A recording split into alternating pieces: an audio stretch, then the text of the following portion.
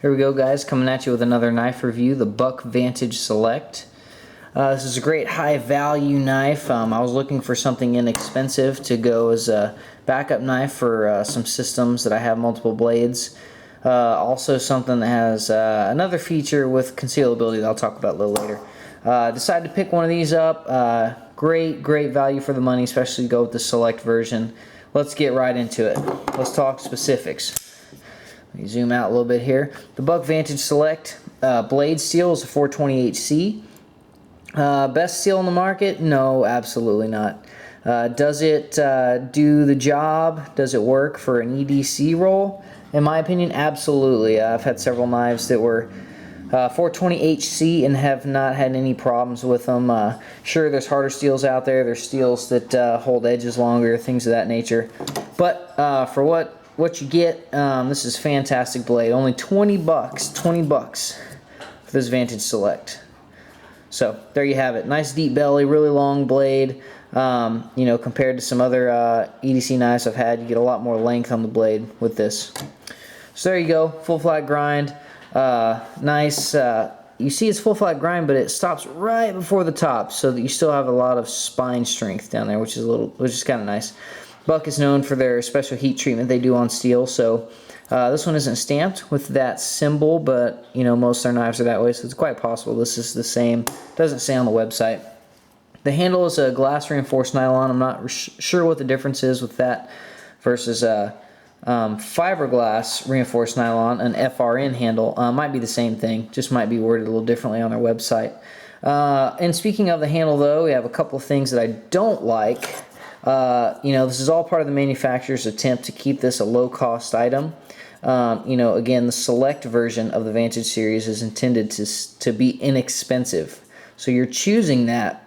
You're choosing some of these qualities when you buy this knife. And one of which is there's no texturing of the handle and there's no jimping. It costs some money to do those things. I'm assuming that's why it's not on here. Some of these things that I'm going to talk about are addressed in some of the higher end models of the Vantage series. Again, they cost more money. So it's all about what you're looking to buy. So there you have it. There's also one thing that they did in order to save money, again, in my opinion, is the steel liners haven't been skeletonized, excuse me, at all. It costs money to do that as well. So what winds up happening is you wind up with a heavier knife. This knife runs at about 3.7 ounces, kind of heavy, to be honest with you, for a EDC knife. You know, but there are certain circumstances where I will take this as an EDC knife.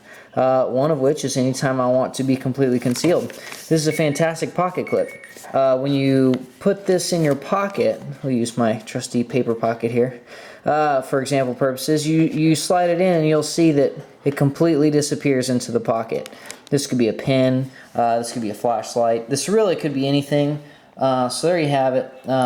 You know, great pocket clip, you know, far better than some of my other Spyderco knives and things of that nature. A couple other brands out there have really deep pocket clips like this that are nice. SOG makes a series, Flash series 1 and 2 that have really great pocket clips of the same nature. Anyway, so moving on, let's talk about deployment and lockup. There's a deployment hole here, much like some other brands of knives have. It's a little awkward, to be honest with you. You kind of have to get your thumb sideways in there to get it in there. But I mean, with a little practice and a little training, it works. The main intended way to open this knife, it's a flipper design. That's this. When you see it open, you'll see this bit right here at the bottom of the blade, which acts as a finger guard. When it swings down, you'll see it come out the other side. Okay? That flipper design, you're intended to just pull it down with your finger. You'll see the blade comes right out really easily. That's without any motion of the wrist. If you put a little something on it, it's almost instantaneous. They did a really great job with the flipper design. Buck has a few different types of knives that use this design. I really like it. Just something different. I will say that the lockup is nice on it. It's a liner lock, but it's a really strong liner lock. You know, it really wedges in there pretty far. They did a really good job with it. No up and down movement, minimal movement right to left. One thing that some people have had some complaints about and concerns is the centering of the blade centering. What I've noticed is the blade centering seems to be perfect right until it locks in, and you'll see it jump upward a little bit. If you watch the tip of this knife as I close it, you'll see it kind of go upward just a little bit. So here we go. You'll see it kind of like shifts upward as it goes in. And that's because of where the little notch here that locks it in is pushing upward on the blade. Is this a big deal? No, not for me. If it rubbed going in and out against the steel liners, if metal was rubbing, that would be. But you can see when I look through it right here, you can see the gap all the way across. You know, so it doesn't touch. You know, you get what you pay for, 20 bucks, not a big deal. Oh, also the belt clip. It is reversible if you like to carry it on the other side of your pants or you're left-handed. It is not movable to the other end of the knife though, so you have to carry this knife tip up. Not a big deal to me. That's how I carry my knives anyways. But just something to think about if you normally carry knives tip down. So all in all, it's a really great knife. I'm missing some jimping. I'm missing some texturing of the handle would be nice. A little bit of better job of blade centering, but these are all things that, you know, come with pricing. Lighten it up too, again, comes with pricing.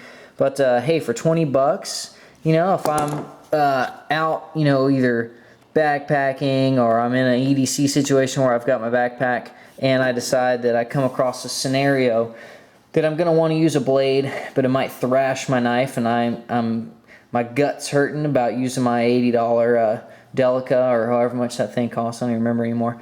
You know, I don't have to worry about it. This knife, it's not going to be upsetting if I wreck it, you know. So it's a good backup knife for that purpose. Also, it's a good knife just if you're looking for a good, reliable EDC blade and you're on a tight budget. I highly recommend you check out the Vantage Select. Now, if you like some of the qualities of the Vantage Select, you really like the flipper design, all you have to do is look at one of their more expensive models within the Vantage series, and they have it for you. So check it out. Highly recommended.